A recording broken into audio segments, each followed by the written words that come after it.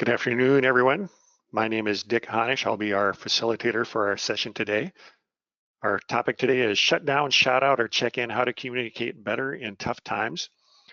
I want you to be aware that as we go along here, I'm not viewing chat. I do have a colleague from Employee and Family Resources who's monitoring chat, but at different times during our session today, I'll ask you to type in information in chat, and I'll call on our colleague at EFR to share a little bit about what's being noted out there. A little bit of background about me, as you can see on the screen, I'm an associate certified coach. I'm a board certified coach. I have a full-time job. I work at Principal Financial Group, and I do leadership development, executive coaching, leader coaching, and individual coaching for people. And what I'm going to share with you today are some things that we've learned from using some assessments where we help leaders figure out, how do I be a better leader? Or individual contributors, how do I help you be a better team member along the way? So some valuable lessons around how we respond in difficult times. So you can see on the screen now, tough times. Sometimes in our life, things feel and look like a train wreck to us. And actually, this year might seem more that way than any other time.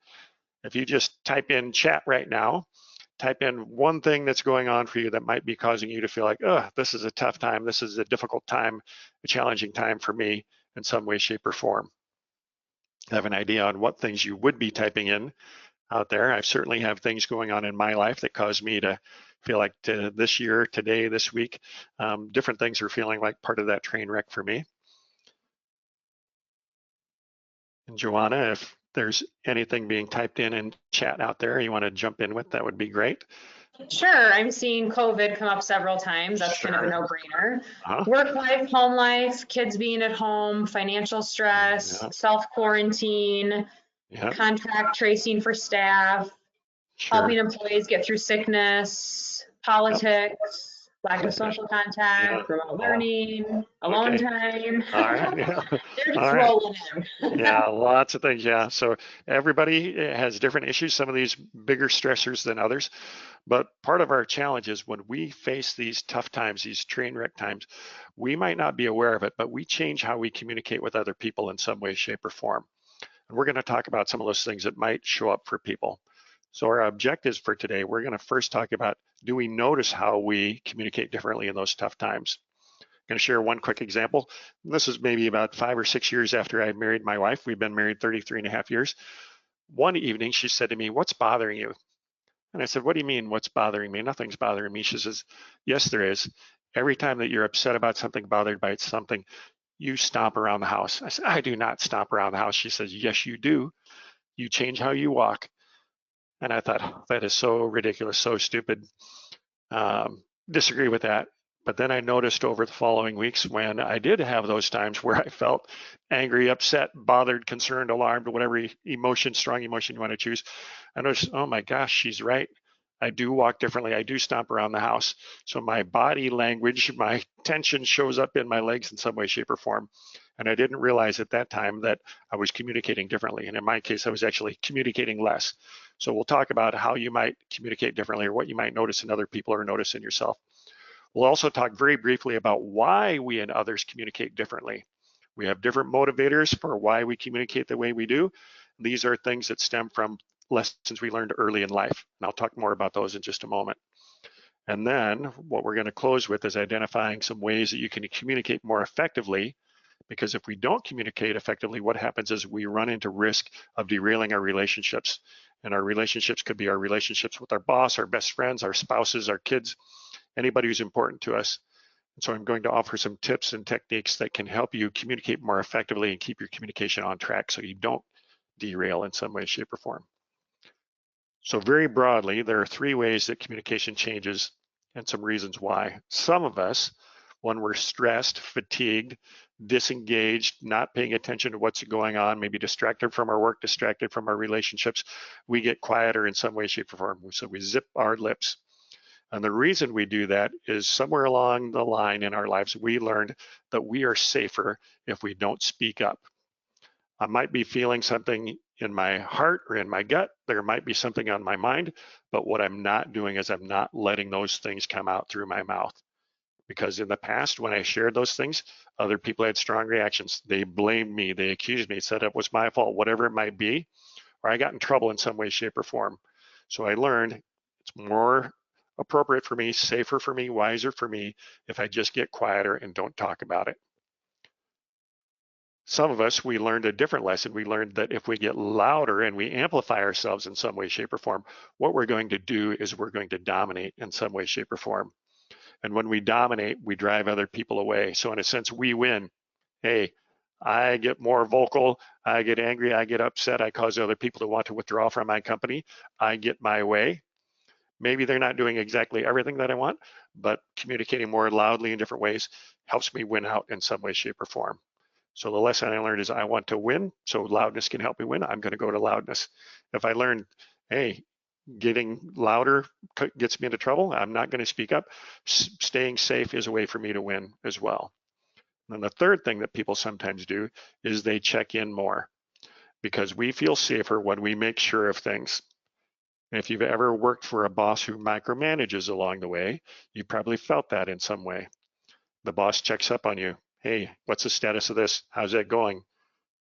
Give me the latest update. Are you sure you're doing it right?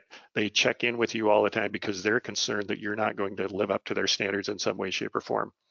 Another way we check in sometimes is we want to make sure that we please our bosses along the way. And so we go to our boss and say, is this okay? Is this okay? Is this okay? And it's a way for us to make sure that we're staying on the same page as our boss, because we've learned that if we disagree with our boss, maybe our boss is going to be upset with us. We're going to be in trouble in some way, shape, or form. So we want to stay safe by checking in some way, shape, or form. So I'm going to pause here. I'm very curious for those of you out there, if you could type in chat, just say, I get quieter, or I get louder, or I check in, if you think you do one of those three things. And in just a few moments, I'm going to talk about different ways that we get quieter and different ways we get louder and different ways that we check in. But if you recognize yourself in there, just say, hey, that's me. I get quiet, I get louder, I check in. Some of you might say, hey, I do two of those three things, or you might say, I do all three of those things. So Joanna, if you want to come back on and just give me an idea of what are people typing in there. Yeah, the one I'm seeing the most is I get quieter. Okay. I'm seeing some combinations of I get quieter and check in. Yep. A few get louder, but it's a lot of I get quieter. And then there are some people that are saying they do all three. It just depends on the situation. All right. I'll give you a little bit of background on this too. The things that I'm going to talk about in the screens coming up come from research done by a company called Hogan Assessments, and I'm certified in Hogan Assessments. And what they do is they classify things in different ways. There's 11 different types that we'll talk about it all in all, but they say the average person exhibits probably 4 of these 11 things at some time or another. Some of us exhibit more of them, some of us exhibit fewer of them, but 4 out of the 11 is a pretty common thing. So if you're feeling bad that, hey, maybe I shouldn't be getting quieter, maybe I shouldn't be getting louder, I shouldn't be checking in, just say, hey, this is normal behavior. This is things people all around the world learn. This is not just a USA thing, a male thing, a female thing. Everybody does these things in some way, shape, or form, but it's a product of what have we learned along the way in our lives. So I'm going to talk for a moment about ways we get quieter in some way, shape, or form. So remember, we feel safer when we don't speak up. And for you, some of you, it might be you get excitable. The first thing you do is you get quiet. You don't get too high, you don't get too low, but as things progress, what might suddenly happen is you might erupt and you might blow up at somebody and they might say, whoa, wow, what's the problem? Because they didn't see it coming. If you think about volcanoes in the world, if you follow news stories where volcanoes are talked about, sometimes you see, hey, the scientists have noticed that there's lava coming out, there's steam, it's getting more active. They're going to evacuate the public to keep people safe. And then there's the volcanoes where suddenly the volcano blows its top. And the scientists say, wow, it wasn't venting any steam. It wasn't doing anything that gave us any kind of indication that it was going to erupt. So a high excitable person is the person who's like that volcano who suddenly erupts. So we give no signs about what's bothering us, what's upsetting us in some way, shape, or form. Some of us, we get skeptical. We get in those tough times, those difficult times, those dark times, and somebody does something and we think, oh, I know what she's up to. I know what he's up to. I know why she said that. I know why he said that. I know what they're going to do. And we assume that they have bad intentions, that they're out to get us. They're working against us in some way, shape, or form. And what we don't do is we don't go discuss it with them because we've already decided this is the story and this is the truth and we believe it. And we don't go ask questions. We don't seek their input along the way. Some of us, what we do is we get cautious, and this is my own personal biggest risk. When we're high on cautious, what we do in those tough times, those difficult times, we're unsure of what is the right course of action. What's the right decision, or what's the right time to make that decision? And what we do is we postpone those actions or those decisions because we don't want to make a mistake, or we don't want to be criticized for getting something wrong. And so we're looking for a sign of what's the right thing to say, right thing to do, and we might wind up missing opportunities because we're so cautious about things. Another thing some people do is they're more reserved. When we're reserved, we like to keep our opinions and emotions bottled up. We don't like to really let people know what we're thinking or feeling because we're concerned that they'll disagree, they won't like what we have to say. So it's just nicer for everyone if I don't say anything at all. When we don't say anything at all, other people might think that you're distant. They might think that you're aloof. They might think that you're uncaring, where really you care a lot, but you're keeping it so bottled up, so close to the vest that they really wonder about where you really stand on issues or concerns. And the last way that people get quieter is they take a leisurely approach. If you're high on leisurely, what happens is somebody comes to you and asks you to take on something, do something, and you say, okay, I can do that. But inside, what you're thinking is, oh my gosh, why are they asking me to do this? Can't they see I'm already so overloaded? Can't they see I've got other work priorities to deal with, other tasks? I've got things I need to do for myself. But rather than tell them, I'd love to say yes, but I can't unless something else comes off my plate, we keep it bottled up. So we don't say yes, and or we say yes when we want to say no, or we want to say yes, but not now when we want some help. So if we can learn to speak up and say, well, I can help with that, or I'd really rather not, or I could help with that if something else comes off my plate, is a way for us to handle those situations better. I'm going to pause here for a moment. For those of you who said you get quieter in some way, shape, or form, I'm just curious if you could just type into chat which way you think you tend to get quieter most frequently. You might have multiples, but just type in one along the way. Do you suddenly blow your top? Do you believe things without going to talk to other people about it? Do you postpone decisions or actions? Johanna, you're coming off mute there to tell me what people are typing in. I see excitable, skeptical, cautious, reserved, and excitable. That's an interesting combination. Okay. Leisurely, skeptical, and reserved. Okay. Reserved. All right. I don't tend to do anything, very reserved, cautious. Okay. All right. Okay. So I want you to hang on to that thing that you identified. And in just a few moments, we're going to talk about some tactics that can help you be less quiet, learn to speak up a little bit more, speak up a little bit sooner in some way, shape, or form. So thanks for putting in your information. Now, for those of you who said you get louder in some way, shape, or form, that you amplify yourselves, I'm going to talk about a few ways that people amplify themselves. First thing is we get bolder in some way, shape, or form. So if you're the sort of person where somebody says, oh my gosh, he or she crosses the line frequently, they do stuff that other people see as daring, over the top, overestimating your capability, biting off more than you can chew, things like that, you're probably higher and bold.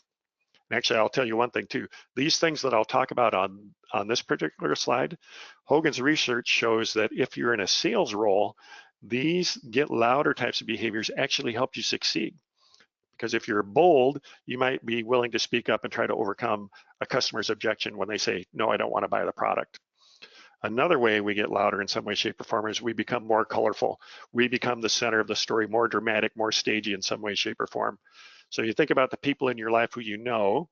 Maybe you know somebody who's a bit of a drama king or a bit of a drama queen in some way, shape, or form. They're always the hero in the story, always the victim in the story. Sometimes they're both the hero and the victim, something like that. But it's like they're the only actor on the stage in some way, shape, or form. It really makes them memorable characters, but sometimes other people want to be on the stage too. And if we dominate the stage too much, other people might find it, hey, you're too dramatic, can't put up with all these stories, all the drama, I need to get away from you, I need to escape in some way, shape, or form. Some of us get more mischievous. When we're mischievous, we like to stir up trouble, have a little fun with people in some way, shape, or form. And stirring up trouble might be, hey, we play a practical joke, we make a comment that's kind of a little dig, something like that, or maybe we change our mind on something and we don't give people a heads up and it creates a problem. So maybe we decided, hey, that deadline where I told you I was going to deliver it Friday, yeah, you're going to get that Tuesday. And that makes trouble for other people. And when we cause that trouble, they'll probably come to us and confront us in some way, shape, or form about it. But rather than say we're sorry, what we do is we turn up our charm. We explain away, hey, it wasn't a big deal. I didn't really mean that. And we don't apologize very often. people want to hear, I'm sorry, but hey, it wasn't my fault. I didn't mean it. Other things come up. You know how the game is played. There's all kinds of reasons why it's not my fault. And when people feel like they're getting schmoozed by us, something like that, when we're not accepting accountability, they often throw up their hands and say, I can't deal with you anymore. You let me down. You created trouble. This is a problem. I don't want any part of you, or I want less of a part of you along the way. The last trait is we get imaginative. When we're imaginative, when we're under stress or fatigue, highly disengaged, what happens is we have these ideas on how we can make something work, how we can pull something off. And we think it's a great idea, but if we run that idea by other people, they say, whoa, whoa, whoa, wait a minute. You're telling me how to go from A to Z, and I can't even see how you got to B. That idea is off the wall. It is crazy. There's no way it can work. So they find it unrealistic and odd. And if you're too unrealistic, if you can't connect the dots for people, they're going to say, that's just weird. I'm out. I don't want to be part of that along the way. So for those of you who said you get louder in some way, shape, or form, I'm curious, which of these 4 types do you exhibit most, do you think? Do you get bold, daring, cross the line from time to time? Are you more on stage, colorful? Do you turn up your charm? Or do you have those wild, crazy ideas that other people have trouble buying into? All right, I'm seeing bold pop up.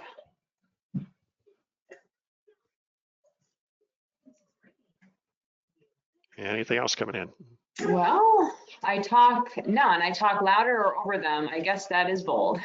Yep. Yeah. If I'm going to dominate the conversation, I'm going to out-argue you. Actually, just last week, I was in a conversation for somebody that I'm going to coach. The person that I'm going to coach has a habit of telling his boss why she's wrong, and then he will follow her back to her office and continue to argue that she's wrong.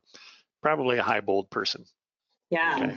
Bold is the primary comment coming through. Okay. All right. So we're going to move on here. So the next thing is the checking in, where we want to make sure that we're safe by making sure of things along the way.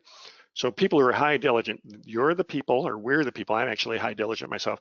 We have high standards and we want other people to live up to those standards. But if we delegate work, what we become fearful of is that maybe people aren't going to live up to our standards. And that's why we go check up on them, and we tend to micromanage them, or we can micromanage them in some way. That's if we even delegate. Some of us who have high standards, we just say, it'll be faster, it'll be better if I do it myself. So we don't delegate to people. And what happens is we remove them from opportunities to learn and grow. So if you have more junior people on your team at work and you're hoarding that work, keeping it from them, they might feel like, man, I have no career path, no way forward. He or she doesn't give me opportunities to grow.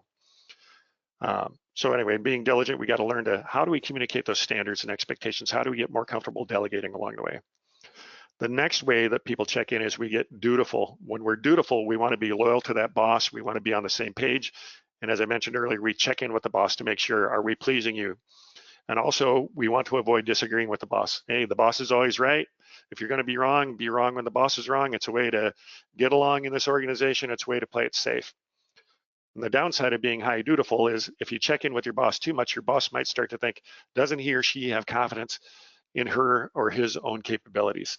And if you continue to check in with the boss might have another larger assignment or equally large assignment where they say, I need to assign this to somebody. And they might say, oh, I can't give it to you because you're going to continue to check in with me and you're already taking up too much of my time. So that can be a problem. So we might check in so much that our boss doubts that they can give us other assignments. And then if we don't want to disagree with the boss, what might happen there is we might not be introducing points of view and perspectives that need to be brought to other people's attention. People might miss an idea, they might miss a concern that they are blind to or have not thought about at all. And then the last thing is, if we're always agreeing with the boss and if we're managing people, what happens is there's going to come a time when the people who report to us are going to say, hey, we disagree with the boss. We need somebody to go fight the boss for us on this point. And they're going to look to you as the leader and say, hey, you're our leader. You go fight the boss for us. Okay, here's what we think. Here's what we want. Here's what we believe. And you'll likely say, okay, I'm loyal to my team, just like I'm loyal to my boss. So I'm going to go fight the boss. And you're going to go in and you're going to have kind of a weak attempt to fight the boss. And you're probably going to cave in and do what the boss wants. And what your team is going to learn is he or she says she'll fight for us or he'll fight for us, but they don't really mean it. And oftentimes people won't want to continue to follow a boss who won't fight for them in some way, shape, or form. So for those of you who said that you check in more, do you think you're high on diligent, or are you high on dutiful, or are you high on both? You can go ahead and type that into the chat.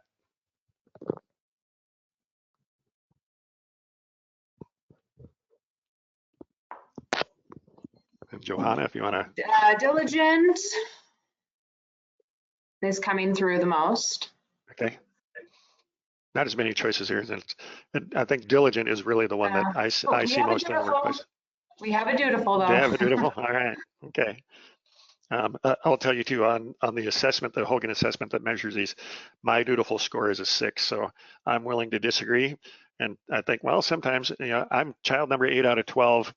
My oldest siblings were going to high school and off to college during the Vietnam era. My parents were often working 2 and 3 jobs to keep us sheltered and fed. And so I was kind of raised by my older siblings in an era when it was always about questioning authority.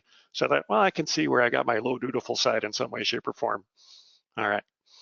We're going to go ahead and go on here. So behaviors to try instead. As I mentioned earlier, we behave the ways we do because we've learned these things. We've learned I stay safer by being quiet, or I stay safer, or I win by being louder, or I stay safer by checking in some way, shape, or form. And it's gotten us to a certain point, but again, when we're under high stress, high fatigue, disengagement, we might overdo these behaviors and it gets us in trouble. So I'm going to offer some ideas on behaviors to try instead. All of these are learnable behaviors. You can be 20 years old, you can be 40, you can be 60, doesn't matter how old you are. If you try out these skills, work on them over time, make a conscious effort to do them, you can get more comfortable and more effective at these things along the way.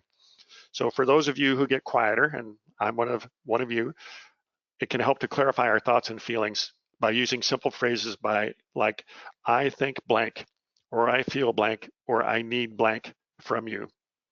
I will tell you these phrases here. I actually learned these from a therapist because several years ago, close to 10 years ago, my life was getting to be a little bit of a train wreck about some things. So I sought some help from a therapist.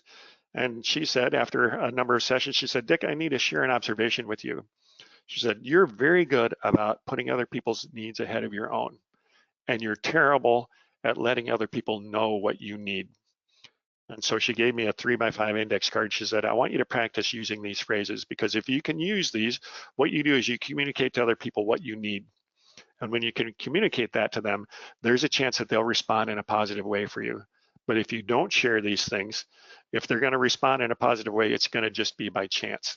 So are you going to put yourself in a better position if you use I think, I feel, I need? And I will tell you, it's nearly 10 years, I guess, since that time, and I've gotten much better. My wife will tell you I'm much better. My boss, my colleagues will tell you I'm much better at using these things. I don't get as quiet as I used to.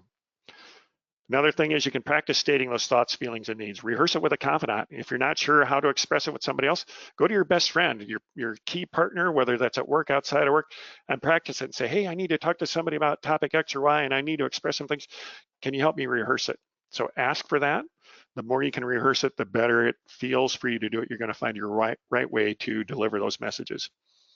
And then find a safe time and space to speak up sooner. As I mentioned, other people might not notice our thoughts or feelings or needs until we say something. They might be so caught up in their own worlds, their own needs, that they don't think about us as much as we would like them to. And so we need to take the initiative. We need to be a bit more assertive along the way and speak up. Okay. For those of us who get louder, here's some tips on some things to try so that you don't get too loud all the time. It's okay to be loud in spots, but it's also helpful to say, am I over the top from time to time?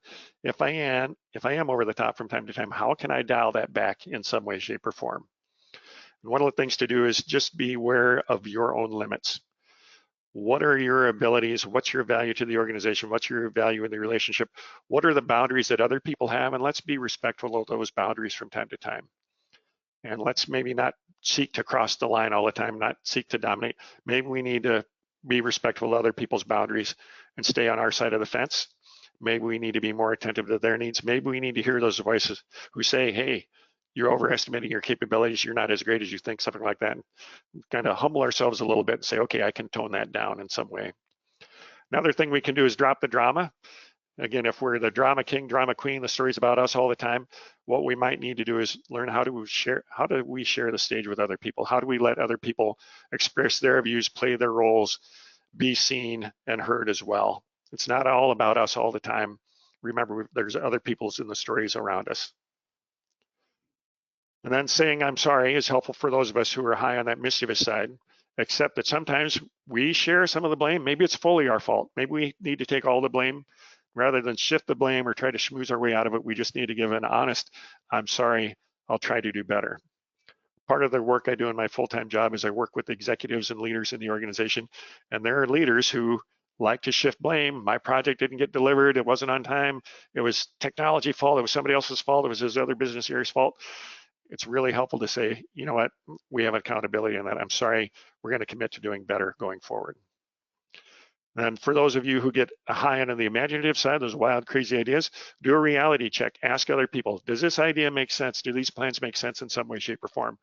Am I being overly ambitious? Am I crazy? What's going on here? How can I reality check my ideas? And if people say, you know, that's far-fetched, I don't understand it, maybe your plans are too wild, or maybe you're just not doing a good job explaining how can we go from A to Z. Maybe I need to take people along, show them more of the story, show them more of the vision that I see. For those of us who check in more, what we need to do is we need to let other people know our expectations. Here's my business requirements. Here's what success looks like. Here's what I need from you. If we can clarify those expectations, then we can give people room to try to live up to those expectations. If we don't clarify those expectations, they're going to hit our expectations only by chance, really. So clarify those. If we are highly dutiful, what we need to do is we need to set fewer check-in points for people. We need to say to them, hey, here's the parameters, here's the success requirements, now go forth and do it. Or rather, we need to check in with our boss. What does success look like? What are the business requirements? Explain that to me, set that clear for me. I'll still come check in with the boss, but I don't need to do it as often along the way. Also, for those of us who are high on that diligent side, we need to give people a chance. Learn to delegate, give them those opportunities to grow. We need to ask our bosses for expectations. And then we need to learn to respectfully disagree. So sometimes when we're high dutiful, we also get quieter in some way, shape, or form. And it's okay to speak up and say, I think, I feel, I need, my observation is, my point of view is this, and offer that to them. Or say, boss, I disagree. I know you get to make the decision, but I want to share this. I need to share this point of view. Do that respectfully, tactfully, right time, right place can be helpful for people along the way. So I'm going to pause for just a moment here.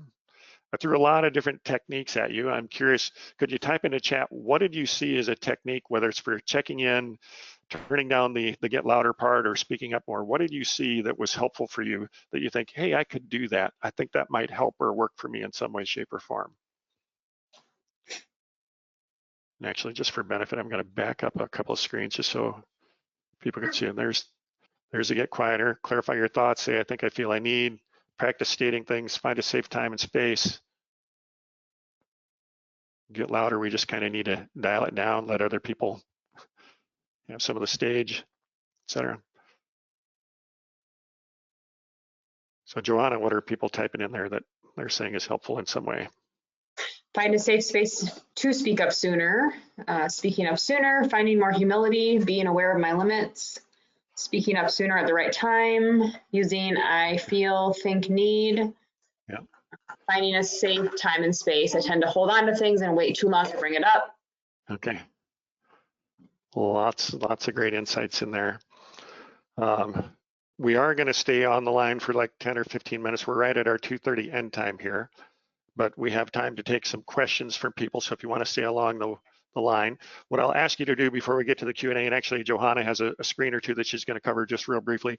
I'm curious if you want to type in a chat, just what's one thing that you're taking away that is most helpful for you? I know I asked you to say what's a technique there, but if there's something else that's helpful for you, what would you say has been helpful?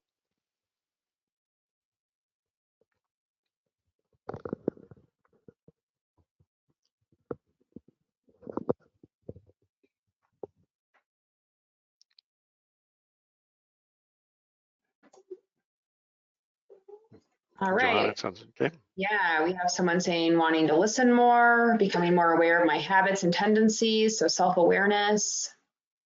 Okay. Thank you. For those of you who are typing stuff in, there's probably more coming in here. Yeah, it says, I think during this pandemic season, being gentle with myself and others when we communicate, we're all doing the best we can. Ask for expectations early. journaling my thoughts and feelings. Therapy helps. It's okay to be quiet, just be aware of expectations. I need to try to stop. I need to stop trying to outthink my colleagues and supervisors. I love that comment. Rather than outthink them, how can I engage with them more? How can we speak up? How can we communicate better, differently, more, less? What do we need to do to bring that balance to that?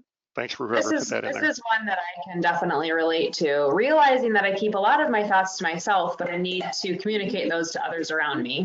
So having that conversation in your head doesn't mean other people know what's going on. Yeah, exactly. Okay. Relate to that. Well, I'm glad that people found things helpful. We've got the resources list here. EFR has a number of courses that they offer on different topics. So if you're working for an organization that gets services through EFR, hey, you can ring EFR's phone, send an email to them and say, hey, we're interested in a class program in some way, shape, or form that might help. Hogan Assessments is out there. Actually, I do some work on my own with Hogan Assessments. So if you wanted to talk to me about that, I could do that separately too. EFR also offers leadership coaching, where you get coaching with an individual coach who can help you work with your development needs and how can you be a better leader for the role that you're in. Okay. So Johanna, I'm going to turn it over to you for the final comments here before we go to Q&A. Yeah, so I just wanted to remind everyone of our EAP benefits. We offer 24-hour phone support. You can call us at 800-327-4692. I would imagine that most people on the webinar today have our EAP benefits, so please don't forget that you have access to a variety of resources. You can access free in-person or virtual counseling sessions. So it depends on the number of sessions your employer has. And you can visit with a counselor, like I said, over the phone or virtually or in person. It just kind of depends it's almost always in person, but with the pandemic, things have had to change. So we also offer a suite of telephonic resources such as financial consultation, legal consultation, elder and child care, identity theft recovery, and things like that. And as Dick mentioned, we do workplace training. So right now those are being delivered remotely, and it's a great time, especially if in your workplace things are slowing down a little bit and you have an opportunity to get people, connected and working on development. Please connect with EFR and we can get some workplace training set up in your organization. We'll open it up to questions, as Dick mentioned, so please enter information in the chat and I will facilitate that aspect.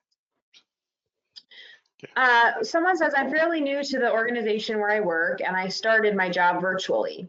Are there any tips for virtual relationship building? Yeah, the first thing is I would recommend is ask people to share, how do you like to be communicated with? What's important for me to understand about your work style, your communication style? What are your expectations of me? What are my expectations of you? And treat that as a two-way street or a multi-way street if you've got a larger group. Really just talking about expectations, preferences can really be great for breaking the ice. Some people function really well in the remote environment, other people don't. And when we see each other less, then we're left to guess a little bit more because we don't pick up all the clues that we see during the normal course of our workday when we're in meetings with people all the time or around them in the work area. So just having some conversations around that can be very powerful. Certainly there's, if you wanted to do a team sort of activity, there's tons of free assessments out there on communication styles, work styles, preferences and all that. If you've heard of the assessment DISC, D-I-S-C, there's free versions of DISC where you can learn how do people tend to communicate, all kinds of stuff out there. But really make sure that you engage with people. Find out, ask those questions that you think you need answers to understand people, work with them, figure out what's important to them, what's important to you. That goes a long way. A couple of questions have come in throughout the webinar asking if the slides are available or if there's going to be a recording made available. And we do record our webinars and we put them on our website. So they're usually up within 24 hours. www.efr.org/webinars is where you can find today's webinar and all of the webinars we've been doing since April. Okay. I don't see any other questions coming in. So I just want to thank Dick for his time today and your expertise and knowledge. We really appreciate you sharing this. I've received several thank you. This was great information comments. So I just want you to know that the attendees really enjoyed this, and I definitely learned a lot myself. So thank you so much for your time today. And like I said, if anyone needs to use their EAP benefit, don't hesitate to reach out at 800-327-4692. Thank you. Thanks. Bye.